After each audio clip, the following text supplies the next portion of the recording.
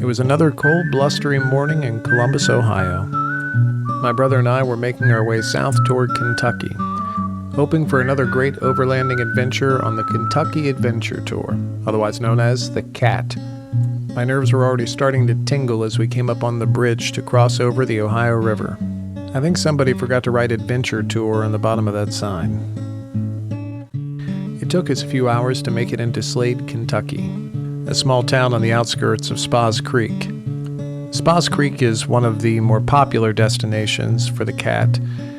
It is laid out, in my opinion, almost like a roller coaster. A perfect mix of challenges, mud, hills, dirt, rocks, creek passings, you name it, it's got it. We found some mud holes. This is where my brother's Jeep starts to get its test. He's really considering a lift kit. Right now he's on a stock height. You can see me going off camber quite a bit myself. Did I mention water crossings? This is actually the famous Spas Creek waterfall. The water kind of rolls down the trail. It's absolutely gorgeous. This was just the start of an amazing trail. The water was pretty high. It had been raining for several days, so we got more and more water crossings along the way. I feel like I should mention now that this is the first time that I've used this GoPro setup in my Jeep. It's mounted inside on the dash. Unfortunately, you can see a reflection in the windshield from the green camping pass that I have there.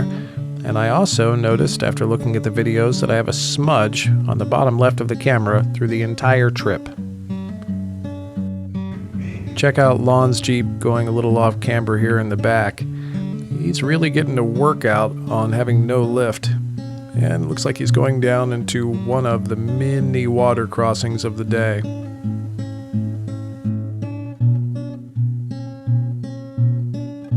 I believe the term "you ain't seen nothing yet" applies.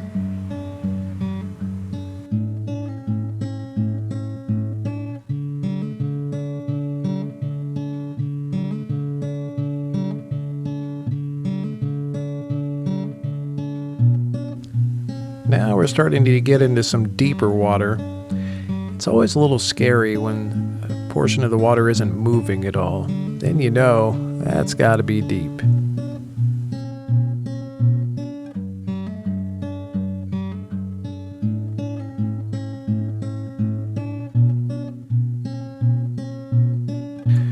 Throughout the entire 2 days, we only saw one other off-roader on the trails. This guy in a little two-door, I believe TJ, popped out in front of us on this trail. Him and his girlfriend were enjoying the day.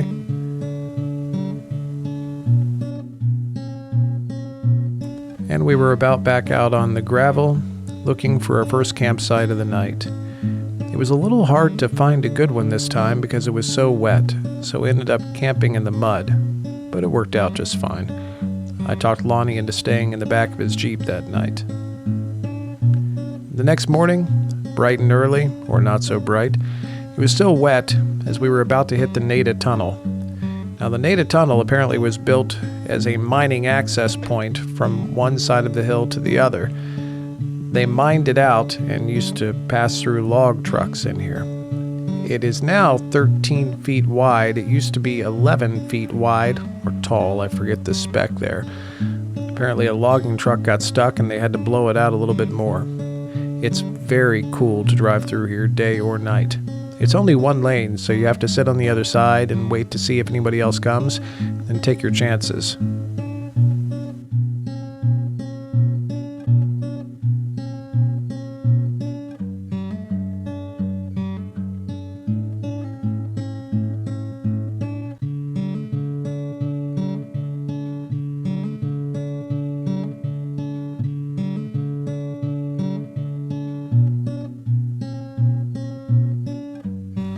We were in for our first stretch of pavement. Again, it was raining almost the entire trip. We finally hit gravel somewhere around Hard 11. We, of course, skipped Hard 11. Lonnie doesn't have a lift yet. We didn't really want to do it. You're going to see a lot of these oil tanks off to the side. It's pretty common down in the Kentucky hills. I personally think these old oil wells look real cool. You can see one coming up on the left here. Did I mention water crossings yet? Because this one here looked real deep. Now the water is moving, but it was deceptive. I made a couple mistakes on this one. The first one was I think I hit the water too hard going in. Lesson learned, but luckily nothing broke. The second mistake I made was gunning it too hard once I got in the water, generally just trying to hit it too hard the entire way. Notice all those rocky bumps there. You can't see what's underneath you. Now the third mistake I made, it's kind of hard to see on the camera here, but there is a big, huge rock beyond that mud puddle on the right.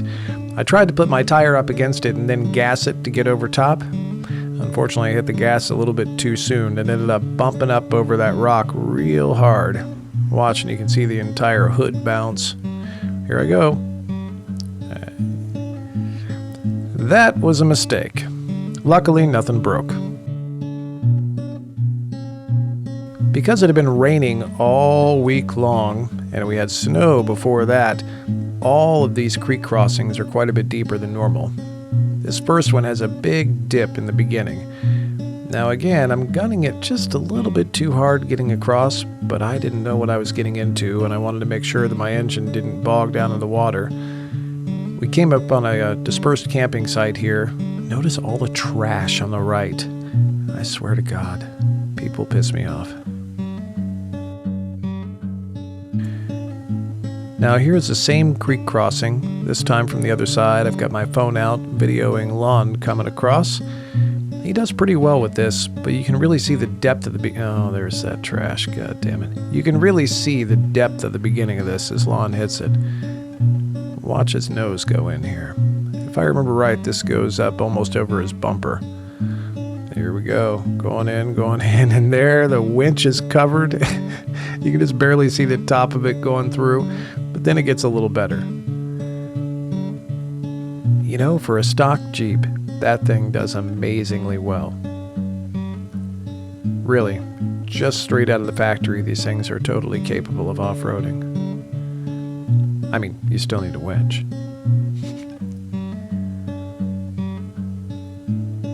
These trails are constantly changing. You can see here where some nice people cut up a tree and got it out of the way, just enough so people could pass through. And for the next 2 days, we had creek crossing after creek crossing. This one was nothing, but I thought it was very pretty.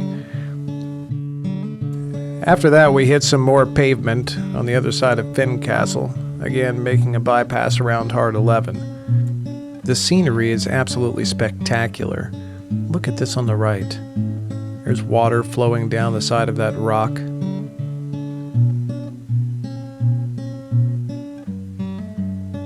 We made our way through Jackson, Kentucky, and then found more gravel off Route 1098.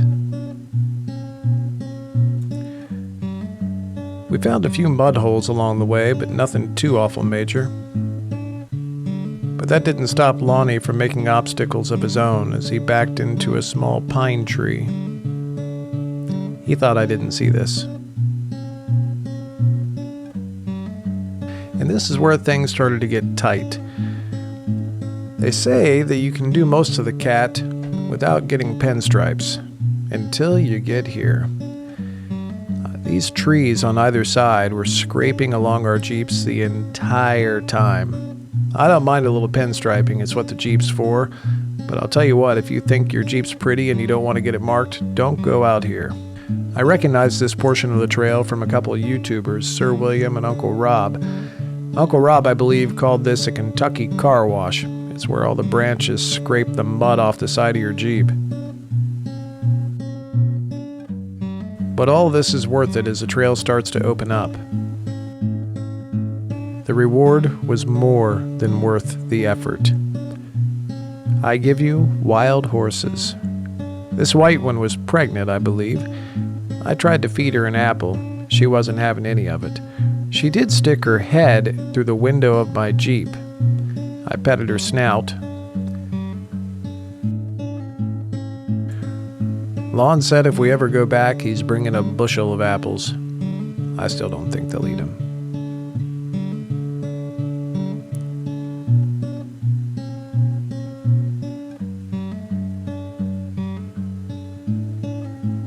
and the horses just kept coming. Here's another one. If I remember right, there was a foal on the other side here. This horse was very much protecting the foal. This section of the trail was mud holes, and more mud holes, but nothing too serious. I don't think I slipped once, but a lot of times they felt more like river crossings than mud holes.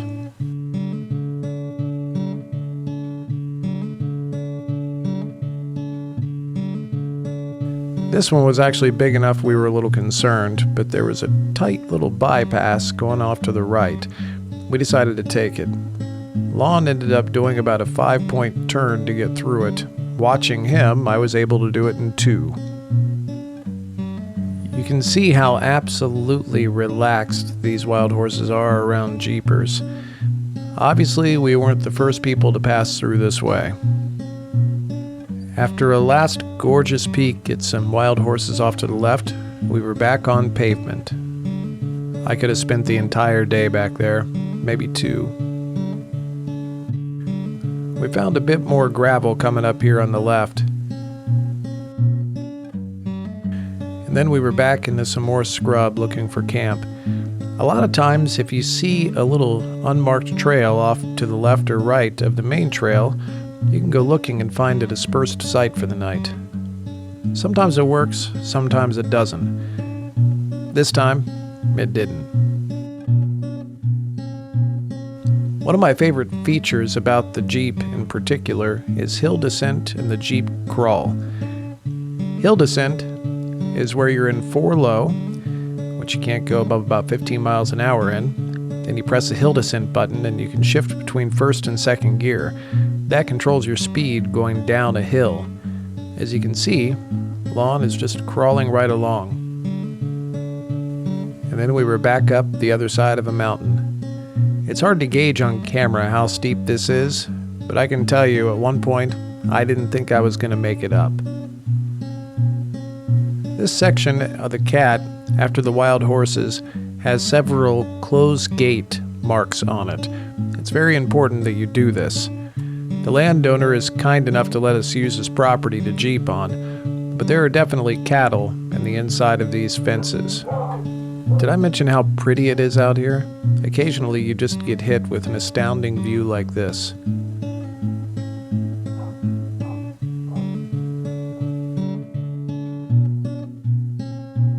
This is one I wasn't expecting.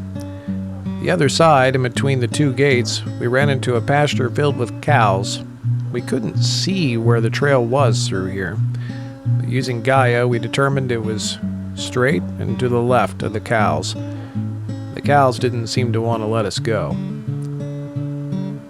We finally found camp at the top of a mountain. We made a delicious dinner. I love this little Coleman stove. Pork chops and fried rice with kale and mushrooms. Next morning, we were back up early before the sun was up. This is what it's all about right here.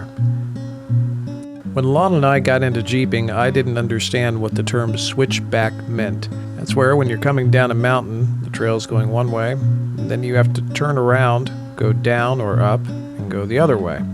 The problem is getting a position to make that turn. I'd imagine the 2-door Jeeps have an easier time of it than the 4-door ones. With us, it takes at least a 3-point turn, sometimes a little bit more before you can get turned back onto the right route. And then, of course, wondering whether you're actually on the right route the whole time because it's a little dark out and you're on the side of a mountain. After a couple switchbacks, you hit what we termed as the Hill of Doom. This is an incredibly steep rock formation, made a bit more challenging by the slick conditions. There are 4 different boulder challenges on this hill. The first one isn't too awful bad, it's just getting you warmed up. As you get over that hump right there, and then get your rear end over, you start rolling down to the second one. Notice some previous off-roaders had stacked up a few rocks on the other side of this boulder just to make it a little bit easier to get down. We were all grateful for that. Now after this one, I realized I couldn't see over my hood well enough to see my line for the third one that I'd walked down. So I got out of dock, went and showed Lon where I wanted to put my tires, just in case he had any doubt. Of course, he's better at picking lines than I am. I think he was all right. Coming down this next formation, I realized the problem isn't my Jeep or my lift or my tires. The problem sits squarely between my two ears. Luckily, Doc had me.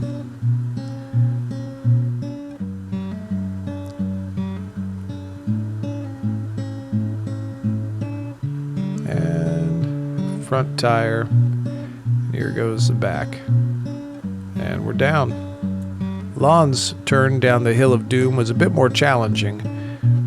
With his lack of lift, he scraped a little bit on that first rock. But then as he came down the rest of them, he was starting to get his bearings, I think, a little bit. Not to mention my expertise in picking a line. Look at his flex there. That's just amazing. I wouldn't have wanted to try this with the tires completely aired up. I think we may have slipped a little bit more than we did. The angle of Lonnie's headlights here makes it a little difficult to see, but he really does pick a good line coming down these last couple rocks.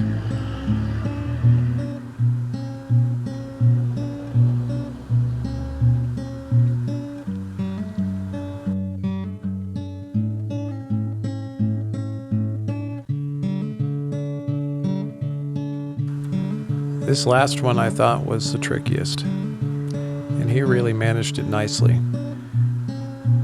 Now here I thought that he was about to fuck it up.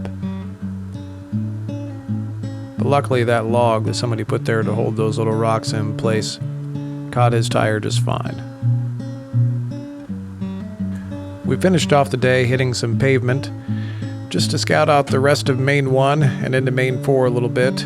Then we turned our way back toward the great state of Ohio.